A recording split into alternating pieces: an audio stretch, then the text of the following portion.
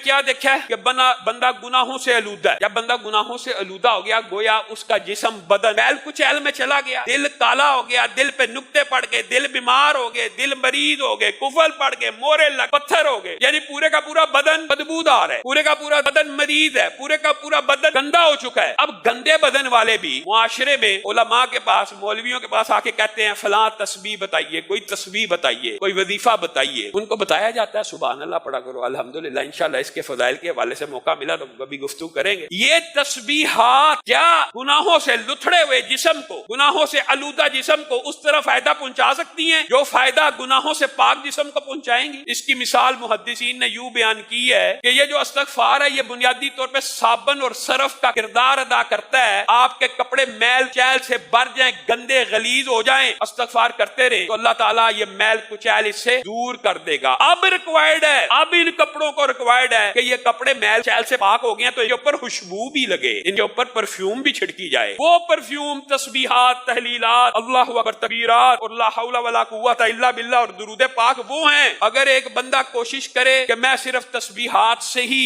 اپنا کام چلا لوں تو اس طرح کام نہیں چل سکتا. عارضی طور پہ گندے کپڑے کے اوپر آپ جتنی مرضی پرفیوم چھڑک دیں تو وہ کتنی دیر بعد غائب ہو جائے گی, چند لمحوں کے بعد اس کا وہ اثر نہیں رہے گا. تو ابتدا اس سے کرنی چاہیے کہ میں نے کثرت کے ساتھ استغفر اللہ الذی لا الہ الا هو الحی القیوم واتوب الیہ یہ پڑھنا ہے. اگر رسول اچھا یہ پڑھنے میں نا ٹائم بھی کوئی نہیں لگا. آپ میں سے جس بندے کو یہ تجربہ اور عادت ہو جائے نا, لیکن نیت ہونی چاہیے. نیت وہی بات, امید بھی اللہ سے اور سوال بھی اللہ سے. استغفر اللہ استغفر اللہ استغفر اللہ آپ پڑھنا شروع کریں. آپ 1 منٹ کے اندر ایک تسبیح پڑھ سکتے ہیں, پوری کی پوری 100 مرتبہ پڑھ سکتے ہیں 1 منٹ. جب کسی کو کہا جاتا ہے 10 مرتبہ پڑھ لیا کرو, یعنی 10 تسبیحات نکال لیا کرو, ان کو لگتا ہے یہ بڑا لمبا. لیکن اگر آپ یہ کر کے دیکھیں گے, آزمائیں گے, تو پھر آپ کی زندگی کے اندر حالات بھی بدلنا شروع ہو جائیں گے. اور عبداللہ ابن عباس کی حدیث اور قرآن کی اس آیت کے مطابق اللہ تعالیٰ پہلی بات آپ کو گناہوں سے پاک کرے گا, پھر آپ کو مال دے گا, پھر آپ کو اولاد دے گا, پھر آپ کو رہائش گاہیں دے گا, ان میں بڑے بڑے باغات ہوں گے, پھر ان باغات کو بھی اللہ خود ڈیکوریٹ کر کے دے گا. یعنی آپ کے پاس ایسے وسائل اسباب پیدا ہو جائیں گے کہ آپ ڈیکوریٹ کر سکیں. یا آپ کی کھیتیاں ہوں گی,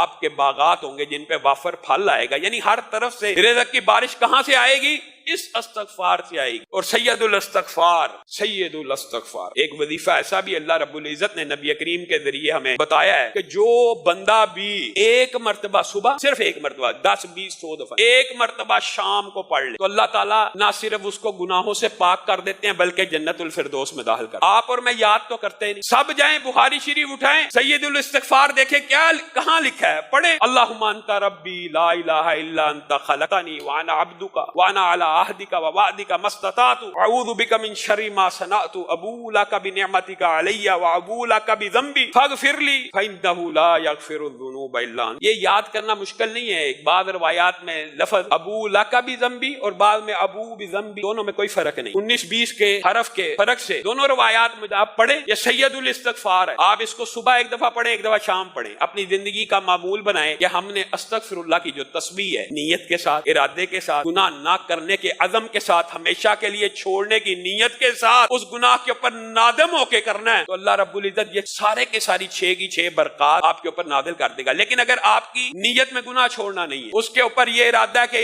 رمضان گزر جائے گا پھر وہ گناہ شروع کر دوں گا, یہ اللہ تعالیٰ کو مطلوب اور مقصود نہیں. ارادہ یہ ہو اللہ تعالیٰ قبر تک وہ گناہ نہیں کروں گا. اور میں آپ کو یہ بات بتلاؤں, یہ لوگ سمجھتے ہیں کہ یہ جو توبہ استغفار ہے یہ صرف گناہ گاروں کو کرنی چاہیے. آپ کے سامنے رسول اللہ صلی اللہ علیہ وسلم کر رہے ہیں, اور یہ صرف رسول اللہ صلی اللہ علیہ وسلم ہی کی سنت نہیں ہے, یہ بھی آپ کو بتلا. یہ سابقہ جتنے انبیاء آئے ہیں ان کی بھی سنت ہے, اور ان کا ذکر بھی قرآن پاک میں موجود ہے. حضرت آدم نے توبہ کی ہے, قرآن پاک میں الفاظ موجود ہے نا, ربنا ظلمنا انفسنا. خود کا حضرت نوح نے بیٹے کے لیے دعا کی نا, بعد میں کہا نا اللہ تعالیٰ مجھے معاف کر دے, میں نے اس چیز کا سوال کیا جو میرے پاس علم نہیں تھا. حضرت موسیٰ سے جب بندہ مر گیا تھا دعا کی تھی نا, توبہ کی. یونس جب مچھلی کے پیٹ میں گئے دعا کی, توبہ کی, لا الہ الا انت سبحانک انی کنت من الظالمین. تو گویا انسان کو یہ نہیں سوچنا چاہیے کہ میرے گناہ کم ہیں, میرے گناہ زیادہ ہیں. ہر بندے کو توبہ کی ضرورت ہے. اللہ رب العزت کی بارگاہ میں آگے ہم بھی توبہ کرتے ہیں, اے اللہ ہم سب کے گناہوں کو معاف فرما, اے اللہ ظاہری گناہوں کو معاف فرما, اے اللہ باطنی گناہوں کو معاف فرما, اے اللہ ہر چھوٹی خطا کو معاف فرما, اے اللہ ہر بڑی خطا کو معاف فرما, اے اللہ آنکھوں کی خیانتوں کو معاف فرما, اے اللہ زبان کی لرزشوں کو معاف فرما, اے اللہ سر سے پاؤں تک ہر گناہ کو معاف فرما, اے اللہ جتنے گناہ کیے سب کو معاف فرما یا اللہ، پیدائش سے لے کے آج تک جتنے گناہ ہیں نافرمانیوں کے وہ بھی معاف فرما یا اللہ، جن کی حق تلفی کی ہے وہ بھی معاف فرما یا اللہ، جن کے